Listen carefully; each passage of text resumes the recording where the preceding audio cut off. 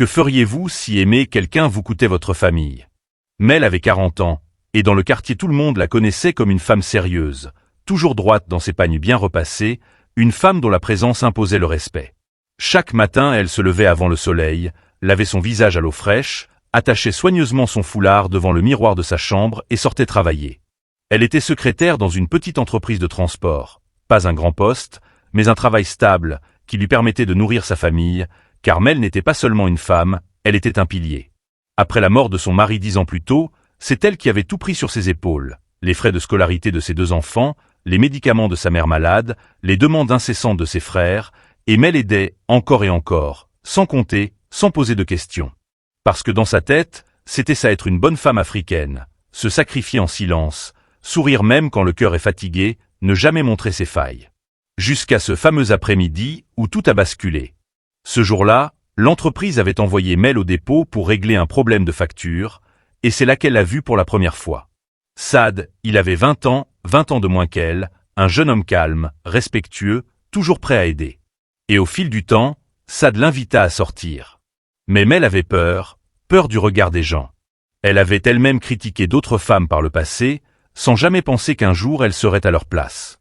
Saad, de son côté, comprenait l'inquiétude de Mel mais ne voulait rien lâcher.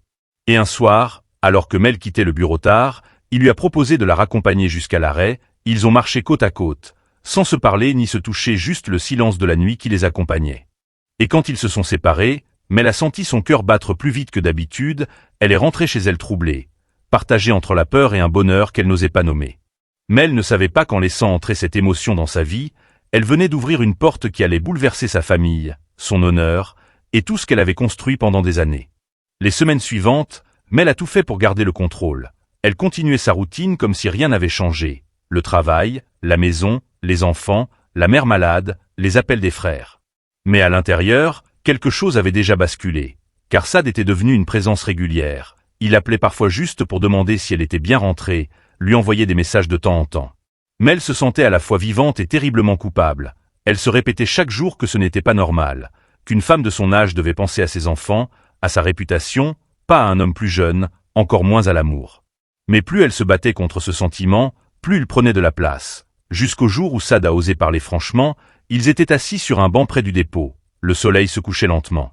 Et il a dit d'une voix calme mais ferme, « Mel, je te veux dans ma vie, je sais que les gens vont parler, je sais que je suis plus jeune, mais ce que je ressens est sérieux. » Ces mots ont fait peur à Mel parce qu'elle se rendait compte de l'ampleur de la situation. Elle a essayé de mettre fin à cette histoire avant même qu'elle ne commence. Elle lui a rappelé leurs différences d'âge, les traditions, le regard des autres. Elle lui a dit qu'elle ne pouvait pas se permettre ça.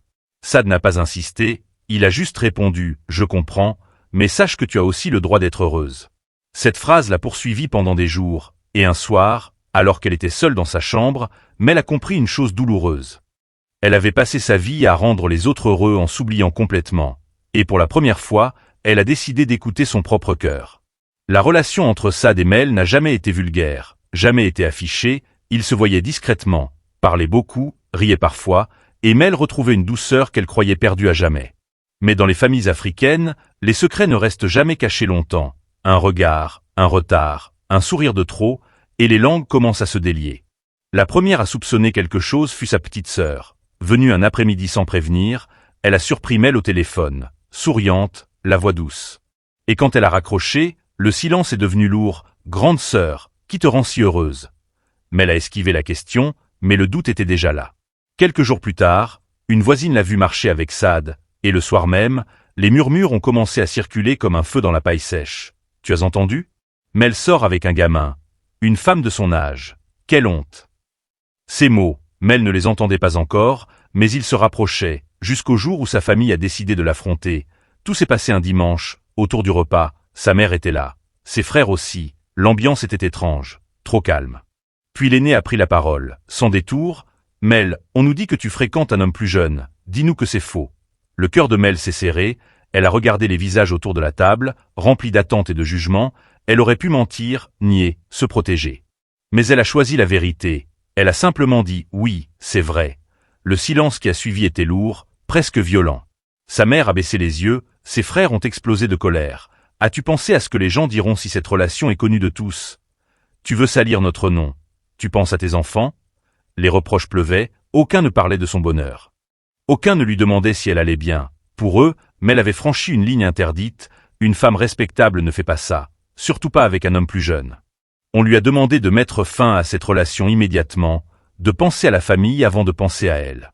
Mel a essayé d'expliquer, de dire que Saad la respectait, qu'il ne la forçait à rien, qu'elle n'avait jamais été aussi sincère avec elle-même. Mais ces mots se perdaient dans le bruit de la colère.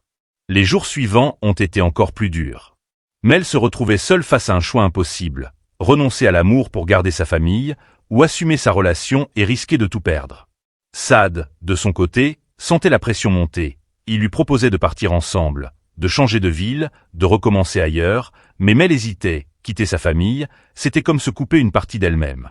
Et pendant qu'elle doutait, le rejet prenait de plus en plus de place, jusqu'au jour où un événement inattendu allait faire exploser le conflit au grand jour, devant tout le quartier.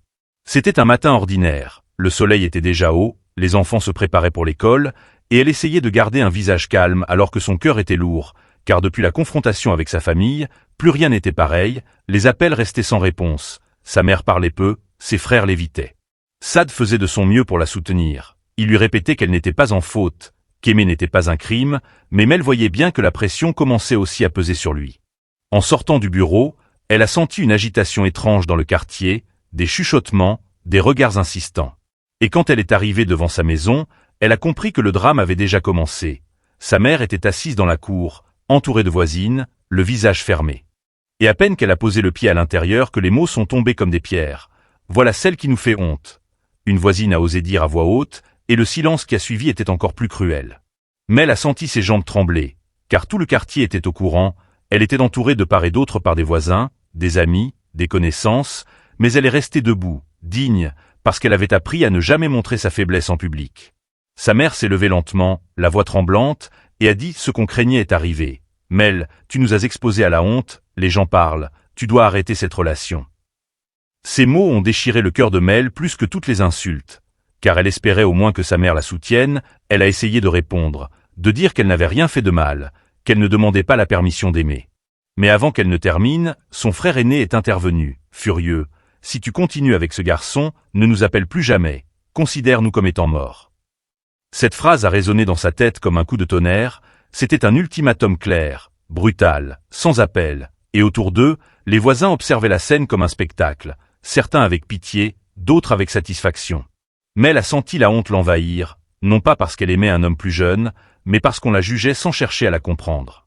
Ce soir-là, elle a pleuré comme elle n'avait jamais pleuré, seule dans sa chambre, le visage enfoui dans l'oreiller pour que les enfants ne l'entendent pas.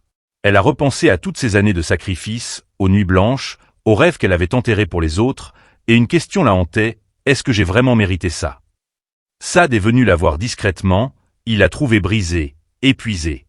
Et pour la première fois, il a parlé avec colère, non contre elle, mais contre l'injustice, il lui a dit qu'il était prêt à affronter tout le monde, à parler à sa famille, à se battre pour leur amour.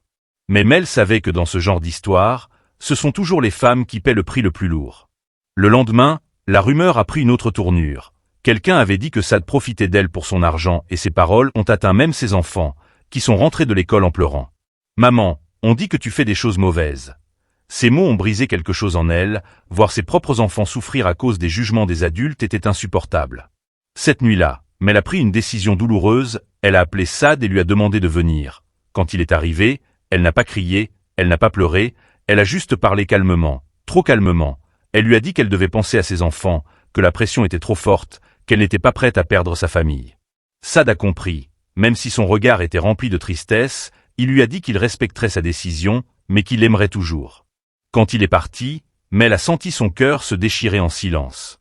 Les jours suivants, elle a essayé de reprendre sa vie comme avant, mais rien n'était plus pareil. La maison semblait vide, le travail pesant, et surtout, elle se sentait trahie par ceux pour qui elle avait tout donné. Sa famille est revenue peu à peu vers elle, mais leur affection avait un goût amer, comme si elle avait dû s'effacer pour mériter leur amour. Mel souriait en public, mais à l'intérieur, elle se vidait, elle avait perdu quelque chose de précieux, pas seulement Saad, mais une partie d'elle-même. Et pourtant, au fond de son cœur, une question continuait de la hanter, une question qu'elle n'osait encore partager avec personne. Avait-elle vraiment fait le bon choix, ou venait-elle de sacrifier son bonheur pour satisfaire le regard des autres? Et ce doute, plus fort que jamais, allait bientôt la pousser à un geste que personne n'aurait pu imaginer. Après la rupture, Mel a appris à vivre avec le silence, un silence lourd, épais, qui s'installait partout, dans la maison, au travail, même dans son propre cœur. Sa famille, elle, semblait soulagée. Les appels ont repris, les visites aussi, sa mère parlait davantage. Ses frères recommençaient à lui demander de l'aide, comme si rien ne s'était passé, comme si cette histoire n'avait jamais existé. Mais Mel sentait que leur affection ressemblait à une récompense conditionnelle. Tant qu'elle restait dans le rang, tant qu'elle se taisait, elle était acceptée. Et ce silence qu'elle s'imposait devenait chaque jour plus lourd à porter, les nuits étaient les pires. Elle restait éveillée pendant des heures, les yeux fixés au plafond, repensant aux paroles qu'elle n'avait pas dites, aux choix qu'elle n'avait pas osé assumer. Et parfois, sans s'en rendre compte, des larmes coulaient seules. Un matin, au travail, son patron l'a convoquée. Il lui a dit qu'elle faisait beaucoup d'erreurs ces derniers temps, qu'elle semblait absente. Mel a baissé la tête, incapable d'expliquer que son esprit était ailleurs, que son cœur était fatigué, car dans sa culture, une femme n'explique pas sa douleur. Elle la cache, elle a promis de faire des efforts, mais même ces efforts n'y changeaient rien.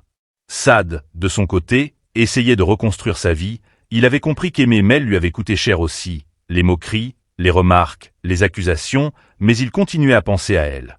Et un soir, alors que Mel rentrait tard, elle l'a croisée par hasard dans la rue, leurs regards se sont croisés.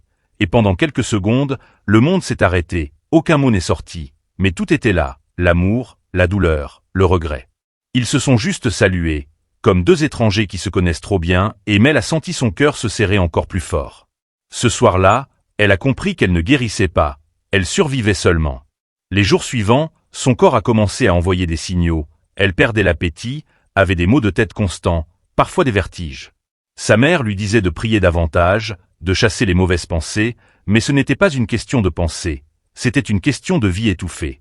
Un dimanche, alors que toute la famille était réunie, Mel a observé les visages autour d'elle, ses frères qui riaient, sa mère qui parlait, ses enfants qui mangeaient, et elle s'est sentie étrangère à sa propre famille, comme si elle n'était là que pour jouer un rôle. Celui de la femme forte, celle qui encaisse tout, personne n'a remarqué qu'elle parlait moins, qu'elle mangeait à peine, qu'elle avait maigri, parce que dans beaucoup de familles, on ne regarde pas vraiment les femmes. On profite de leur force jusqu'à ce qu'elles s'effondrent, et cet effondrement, Mel le sentait approcher. Un soir, elle a trouvé un message vocal de Saad, simple, sincère, il disait juste « Mel, je sais que tu as choisi ta famille, je respecte ça, mais sache que je te choisirai toujours. » Ces mots ont résonné comme un cri d'alerte, mais Mel n'a pas répondu, parce qu'elle avait peur, peur de rouvrir une blessure, peur d'être jugée encore, peur de ne pas être assez forte pour assumer une nouvelle fois. Le lendemain, au travail, elle s'est sentie mal, très mal, sa tête tournait, sa vue se brouillait, elle a essayé de se lever, mais ses jambes ont lâché. Elle s'est effondrée devant tout le monde, réveillée à l'hôpital, elle a vu les visages inquiets de ses enfants, puis ceux de sa famille. Et pour la première fois, au lieu de rassurer tout le monde, elle a éclaté en sanglots, un cri profond, longtemps retenu à l'étonnement de tous. Les médecins ont parlé de fatigue extrême, de stress, de dépression, des mots que sa famille ne comprenait pas. Pendant son hospitalisation, Mel a eu beaucoup de temps pour réfléchir, elle a compris une chose essentielle, une vérité que beaucoup de femmes découvrent trop tard. Se sacrifier toute sa vie ne garantit pas l'amour ni le respect, et étouffer son bonheur peut détruire lentement, mais sûrement. Quand Mel est rentrée de l'hôpital, le quartier sentait qu'elle était différente, plus calme, plus décidée, comme quelqu'un qui a touché le fond et qui n'a plus rien à prouver. Sa famille l'entourait, attentive, presque trop gentille. Sa mère insistait pour qu'elle se repose, ses frères faisaient semblant de s'inquiéter. Mais Mel sentait que ce n'était pas vraiment pour elle, c'était surtout pour soulager leur conscience. Et cette fois, elle n'a pas joué le jeu. Elle a commencé par dire non, non aux demandes, non aux sacrifices inutiles, non au silence forcé, ce simple mot a créé des tensions. Car Mel avait toujours dit oui, et voir une femme poser des limites dérange plus que voir une femme souffrir. Un soir, elle a réuni sa famille dans la cour, les enfants étaient là aussi, et d'une voix posée, sans colère, elle a parlé, elle a dit qu'elle les aimait, qu'elle avait toujours été là pour eux, mais qu'elle ne pouvait plus continuer à vivre en s'oubliant. Elle a parlé de sa douleur, de son épuisement, de la honte qu'on lui avait imposée. Certains ont baissé les yeux, d'autres ont soupiré, mais elle n'a pas reculé. Elle a dit une phrase simple mais lourde de sens, « Aimer ne devrait jamais être une condamnation ». Son frère aîné a répondu sèchement que les traditions étaient plus importantes que les sentiments, que l'honneur de la famille passait avant tout. Mel a hoché la tête et a répondu calmement, « Alors je choisis de vivre avec mon propre honneur ». Ces mots ont choqué tout le monde, car dans beaucoup de familles, une femme n'a pas le droit de choisir, encore moins de s'affirmer. Les jours suivants, Mel a pris une décision. Elle a demandé une mutation dans une autre ville, loin du quartier, loin des murmures, loin des pressions constantes. Quand la nouvelle est tombée, sa famille a crié à la trahison, mais Mel ne s'est pas justifiée. Elle a parlé à ses enfants, leur a expliqué avec des mots simples qu'elle avait besoin de se reconstruire pour être une meilleure mère. Le jour du départ, peu de personnes sont venues lui dire au revoir. Sa mère est restée distante, incapable d'admettre ses torts. Mel est montée dans le car avec ses enfants, le cœur serré mais soulagé, comme si elle respirait vraiment. Dans cette nouvelle ville, la vie n'était pas facile, il fallait recommencer à zéro, un nouveau logement, de nouvelles habitudes. Mais Mel sentait quelque chose renaître en elle, une paix réelle. Un soir, alors qu'elle rentrait fatiguée, son téléphone a vibré. Un message simple, « J'ai appris que tu étais parti. J'espère que tu vas bien. » C'était Sad. Elle est restée longtemps à regarder l'écran, puis elle a répondu, « Ils ont parlé », comme deux personnes qui se retrouvent après une tempête. Et alors que Mel commençait enfin à se reconstruire, un appel inattendu de sa famille allait tout remettre en question, une dernière fois. L'appel est arrivé un soir de pluie, quand Mel venait à peine de coucher les enfants dans leur nouvelle maison encore presque vide. Le téléphone a vibré longuement et quand elle a vu le nom de son frère aîné s'afficher, son cœur s'est serré. Elle a hésité quelques secondes avant de répondre. Sa voix lui était grave, pressée, il n'a pas tourné autour du pot. « Maman est très malade, elle ne va pas bien du tout. » Ces mots ont fait l'effet d'un coup. Son frère a ajouté « Elle demande à te voir. » Et sans réfléchir davantage, Mel a accepté de revenir, au moins pour quelques jours. Le trajet a été long, silencieux, les enfants dormaient, et Mel regardait la route défiler en se demandant si elle faisait le bon choix. Car retourner là-bas, c'était aussi replonger dans un endroit où elle avait tant souffert. À son arrivée, l'atmosphère était lourde, les regards froids, les salutations rapides, personne ne lui a souhaité la bienvenue, comme si elle était une étrangère. Elle est entrée dans la chambre de sa mère, la vieille femme a ouvert les yeux, a tendu la main, et Mel l'a serrée sans parler, les larmes coulaient des deux côtés. Sa mère a murmuré « J'ai eu peur de mourir sans te revoir ». Mais ce moment de douceur n'a pas duré. Dès le lendemain, les tensions sont revenues. Ses frères l'ont convoquée dans la cour, comme autrefois, mais cette fois, Mel n'était plus la même. Ils lui ont dit clairement qu'elle devait rester, qu'une femme ne quitte pas sa famille comme ça, qu'elle devait revenir à sa place. Certains ont même laissé entendre que si elle voulait vraiment être pardonnée, elle devait couper tout contact avec Sad définitivement. Mel a senti la colère monter, mais elle a respiré profondément. Elle a répondu calmement qu'elle était venue pour sa mère, pas pour renoncer à sa vie. Ces mots ont déclenché une dispute violente. Les reproches sont ressortis, les insultes aussi, égoïste, mauvaise mère, femme sans honte, et même ses enfants ont tout entendu, cachés derrière la porte. Mel a compris à cet instant que certaines familles préfèrent garder leurs traditions intactes plutôt que de voir leurs membres heureux. Le lendemain, l'état de sa mère s'est aggravé. Mel est restée à son chevet toute la nuit, lui tenant la main, lui parlant. Lui rappelant les rires, les moments partagés, au petit matin, sa mère a ouvert les yeux une dernière fois et a murmuré « Pardonne-moi ma fille. Je voulais te protéger à ma manière, mais j'ai eu tort, vis ta vie. » Ces mots ont brisé Mel. Sa mère est partie quelques minutes plus tard, laissant derrière elle une famille brisée et des regrets lourds. Après l'enterrement, l'ambiance est devenue encore plus froide. Certains membres de la famille ont accusé Mel d'avoir apporté la malédiction, d'autres ont évité son regard. Mais Mel ne s'est plus défendue. Avant de repartir, elle a réuni ses frères une dernière fois. Elle leur a dit qu'elle les aimait, mais qu'elle ne sacrifierait plus jamais sa santé, son cœur et sa dignité pour être acceptée. Elle a pris ses enfants et est repartie. Sans se retourner, sur la route du retour, elle a pleuré longtemps. Quelques mois plus tard, Sad lui a annoncé qu'il allait venir la voir, non pas en secret, non pas en cachette, mais ouvertement, il lui a dit « Je ne veux plus aimer dans l'ombre ». Il a salué les voisins, respecté les enfants, s'est comporté comme l'homme responsable qu'il avait toujours été et contre toute attente. Certains regards ont changé, pas tous, mais quelques-uns, parce que le temps avait fait son travail. Et surtout parce que Mel n'était plus cette femme brisée d'avant, elle parlait avec assurance, marchait la tête haute, comme quelqu'un qui n'a plus honte de ses choix. Un soir, assis ensemble après avoir couché les enfants, Sad lui a parlé de son projet. Il voulait s'installer dans la ville, ouvrir un petit commerce, construire quelque chose de stable, et surtout, il voulait savoir si Mel était prête à assumer leur relation. Cette question a bouleversé Mel, mais elle a dit oui. Pour sa paix intérieure, Mel avait choisi son destin parce qu'elle avait appris que les gens parlent toujours, que tu te sacrifies ou non. Sad a rencontré ses enfants officiellement, avec respect, patience. Sans vouloir remplacer leur père, juste être présent, et contre toute attente, ils l'ont accepté, parce qu'ils voyaient leur mère apaisée, plus douce, plus stable. Un jour, un appel est venu de sa famille, une tante éloignée, la seule qui n'avait jamais vraiment jugé. Elle lui a dit que certains commençaient à comprendre, trop tard peut-être, mais comprendre quand même. Saad s'est installé, leur relation a grandi, avec des difficultés, des discussions, des peurs aussi, car aimer après tant de blessures demande encore plus de courage que d'aimer pour la première fois, mais ils avançaient ensemble. Un jour, lors d'une réunion de parents d'élèves, une femme a reconnu Mel et lui a murmuré « J'ai vécu la même chose que toi, mais je n'ai jamais osé ». Ces mots ont touché Mel profondément. Elle a compris que son histoire dépassait sa propre vie, qu'elle représentait toutes ces femmes qu'on empêche d'aimer, de choisir, de respirer. Peu à peu, elle a commencé à parler, pour témoigner, dans des discussions, des réunions, des échanges simples, elle disait une vérité que beaucoup avaient peur d'entendre.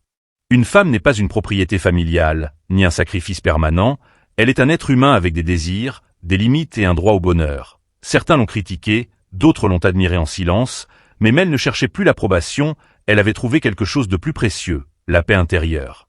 Cette histoire n'était pas un conte de fées, rien n'était garanti, ni avec Saad, ni avec sa famille, mais une chose était sûre, Mel avait appris une leçon que beaucoup découvrent trop tard. Vivre pour les autres peut te faire perdre ta propre vie, et aimer selon ton cœur, même quand le monde te juge, demande du courage, mais te rend libre, car le vrai scandale n'est pas d'aimer un homme plus jeune. Le vrai scandale, c'est d'obliger quelqu'un à étouffer son bonheur pour satisfaire les attentes des autres.